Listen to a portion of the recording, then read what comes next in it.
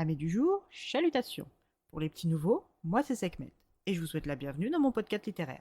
Dans mon émission, je vais tenter 3 fois par semaine de vous donner envie de découvrir des livres de tout poil, récents et moins récents. Alors, si ça vous tente, c'est par ici la suite. Avant de commencer, j'aimerais m'excuser auprès de celles et ceux qui ont l'ouïe fine et qui auront remarqué ma voix nasillarde de joue. Le nouveau variant de la Covid-19 ne m'a pas loupé et va modifier pour les quelques chroniques à venir ma voix, j'en ai peur. Mais cela ne m'empêchera pas de vous proposer des nouvelles idées de lecture, alors si vous le voulez bien, aujourd'hui je vais vous présenter les chroniques de Bond Street, la disgrâce de Miss Budley de M.C. Beaton, publiée aux éditions Albin Michel. Dans ce 3e volet des aventures de notre fine équipe de propriétaires du parent pauvre, nous retrouvons Lady Fortescue, le colonel Sanders, Sir Philip Somerville, Miss Laetitia Tonks et Miss Eliza Budley. Bien qu'issus de la bonne société, nos 5 propriétaires ont dû travailler afin de pouvoir s'offrir le luxe de pouvoir manger convenablement et en suffisance ainsi que de se chauffer. Mais depuis le début de leur association, il a déjà fallu renflouer les caisses.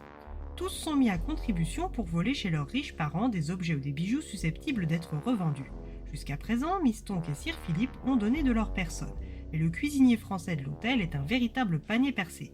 La vente des diamants de la sœur de Miss Tonks ne suffisent déjà plus à couvrir les dépenses de l'hôtel. Il a été décidé que cette fois-ci, c'est au tour de Miss Budley de contribuer financièrement à l'équipe. Cette timide trentenaire est veuve et paraît beaucoup plus jeune que son âge. D'apparence délicate, aux grands yeux marrons veloutés et à la chevelure brune vaporeuse, Eliza est désormais sans famille. Ceux auprès de qui elle a sollicité un séjour lui ont adressé des lettres corsées et sans appel. Elle s'est abaissée à travailler pour gagner sa vie, alors elle ne fait plus partie de leur famille.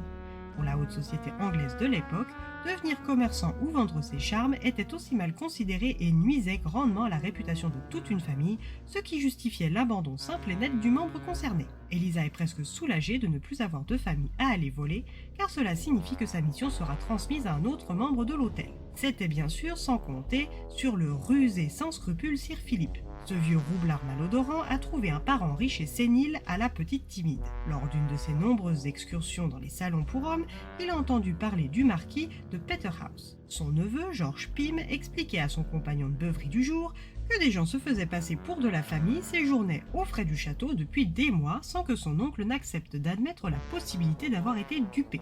Pour Sir Philip, c'est l'occasion en or. Eliza partira sans s'annoncer dans le Warwickshire et se fera passer pour la nièce du marquis. Ni lui ni son personnel, tout aussi âgé que le marquis, ne devineront la vérité et durant son séjour, elle pourra dérober de petits colis fichets facilement transportables et revendables. Pour la sécuriser, elle sera accompagnée du couple de domestiques de Lady Fortescue, Betty et John. Ce qu'omet sciemment de dire Sir Philip, c'est que cette information a déjà plus d'1 an. Lorsque Miss Budley arrive face à cet immense château qui surplombe la vallée, elle est encore plus tétanisée et n'a qu'une envie, c'est de repartir, quitte à subir les foudres de ses colocataires parents pauvres. Eliza prend son courage à 2 mains et se fait passer pour la nièce du marquis. Ce qu'elle ignore, c'est que le vieux marquis est mort et que c'est George, son neveu, qui a hérité de la marquiserie. À 4 heures, heure du souper campagnard, Eliza est présentée au marquis. Cet Apollon de 33 ans, au visage dur et froid, est à 1000 lieues de l'image mentale qu'elle s'était faite du marquis, et est loin d'être dupe. Il sait que Miss Budley n'est pas une parente de la branche des Trennan de Cornouailles. Après le repas, George la confronte frontalement. Il lui explique que depuis son arrivée au château, bon nombre de mères désireuses de faire convoler leur progéniture dans de jolies et avantageuses noces lui avaient rendu visite, mais aucune n'avait poussé l'audace de se faire passer pour une parente. Eliza est prise au piège et sa nature douce et confiante reprend le dessus. Elle se confesse à sa seigneurie sans rien omettre. Elle explique la raison de sa venue, le but de cette visite et le pourquoi de ce stratagème.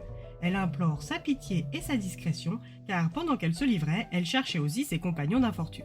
George, qui est en âge de se marier et qui peine à se divertir auprès des jeunettes débutantes, lui accorde son pardon et son silence en échange d'1 semaine en sa compagnie. Elle accepte à contre-cœur, tant la peur créée par ses années de mariage à un homme alcoolique et violent la hante, mais se résigne à faire ce qu'il faut s'il le faut. Heureusement pour elle, le nouveau marquis n'est pas un animal et profite de sa simple compagnie. Au bout d'1 semaine à discuter, se balader, rire et manger, il est temps pour Eliza, Betty et John de rentrer à Londres et affronter la déception dans les regards des 4 autres propriétaires.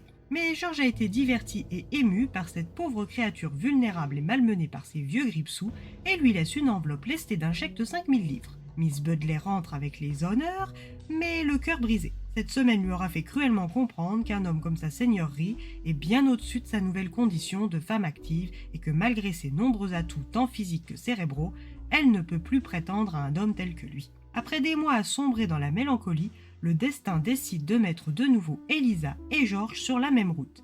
Mais est-ce pour le meilleur ou pour le pire? Là est le nœud de la question.